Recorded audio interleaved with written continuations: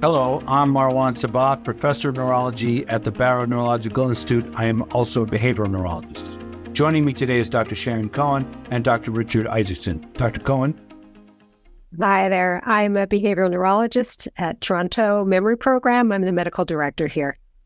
I'm Richard Isaacson. I'm a preventive neurologist at the Institute for Neurodegenerative Diseases in Florida, and that's in Boca Raton, Florida. Thank you both for joining me today. This topic is going to become relevant because you all three of us know our workflow is changing rapidly. We've already discussed the idea of using biomarkers. We've now started to understand the new treatments from a conceptual standpoint, but now we have to actually take those conceptual standpoints and build them into our workflow and our framework. Dr. Isaacson, how are the new drugs used to manage mild cognitive impairment caused by Alzheimer's disease used in clinical practice and used in your clinical practice? So I think of the answer to this question kind of two ways. One is, how do we view the use in terms of the physician and the clinical practice and the staff members at the practice and the allied healthcare professionals? And then I think about things in terms of the actual patient and the family members. So when it comes to the practice, there really needs to be a structure in place when using these drugs and resources and infrastructure to basically not only provide the drug in a careful, metered and accurate, safe way, but also not just to infuse the drug, because these are IV infusions either once a month or every other week, depending on the individual drug, but it's also the safety and the monitoring. And in our practice and in the colleagues that I work with, really the whole crew needs to get together and say, how do we make sure to mitigate against the potential risk of side effects? And how do we infuse this in a safe way? How do we make sure we have communication channels? Is the patient doing okay? Are there headaches? Are there anything? Because, we're excited about the steps that we've taken, and, the efficacy is there, and it's better than we've ever had in terms of anti-amyloid therapies. And this is great. But doctors take an oath, and that's do no harm. And these drugs can be given safely and they can be given carefully. But, getting in place, when do the MRIs have to happen? When is the infusion? What is the dose? Oh, what if someone misses a dose? What do you do next? What are the different protocols? Oh, we see some, vasogenic edema. We see some ARIA. What do we do? Who do we call? What is the communication workflow? Who in the clinic does this? Which staff does what? So I think that's one thing. And the second part is, being realistic. How does this work for families and patients and travel? Is someone close to the clinic? Does someone have to travel in? Is it a train ride? Are they leaving for summer vacation?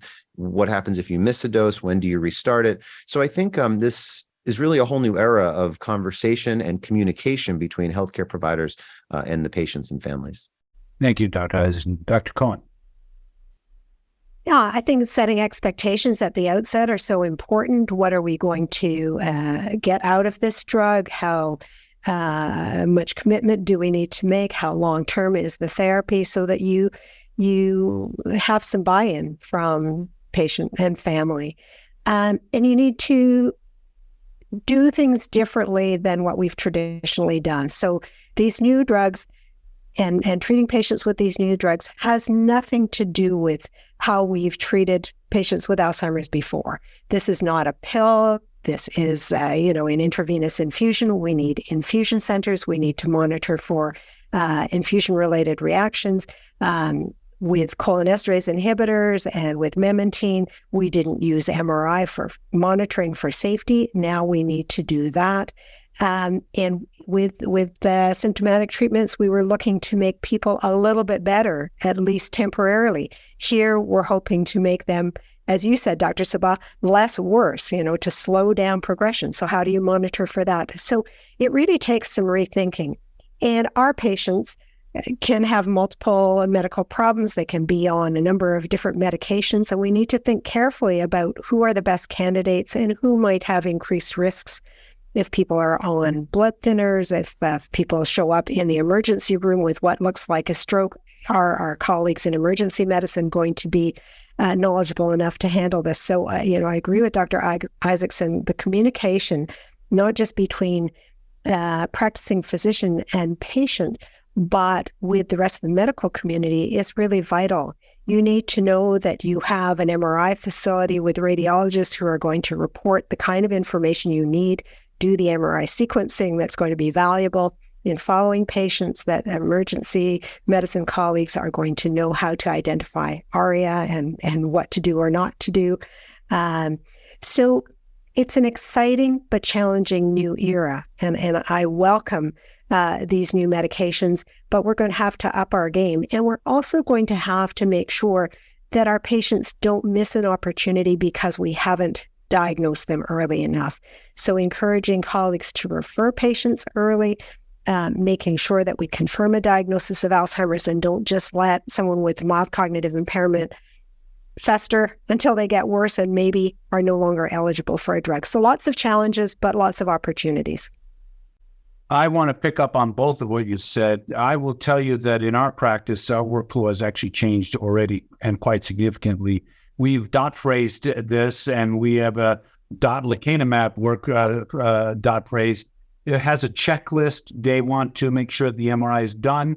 The checklist has how many microhemorrhages at baseline, what is the APOE genotype, how did you confirm the amyloid status, is it with CSF or PET, what was the result, did you confirm the diagnosis? So even before I ever write an order form for the monoclonals, we've already done a checklist to ensure that all the appropriate safeguards have been put into place. We now have this new website that just came online less than a month ago, the cms.gov. Fortunately, our checklist seems to reflect a lot of what the cms.gov website is saying, but the practice workflow in the Alzheimer's space, particularly with Alzheimer's, is changing. Mild cognitive impairment, it is changing rapidly and significantly, and how we did things before is not going to how we do things in the future. I do want to say one more thing, which is, despite our excitement and enthusiasm, in my experience, most patients would not get the medication. Too severe, they have a pacemaker, they can't get an MRI, they have severe microhemorrhages, a lot of reasons for them not to get the monoclonal, not that they do get the monoclonal. So we hope that a lot of people will have this access, but it may not be as many people as we originally hoped.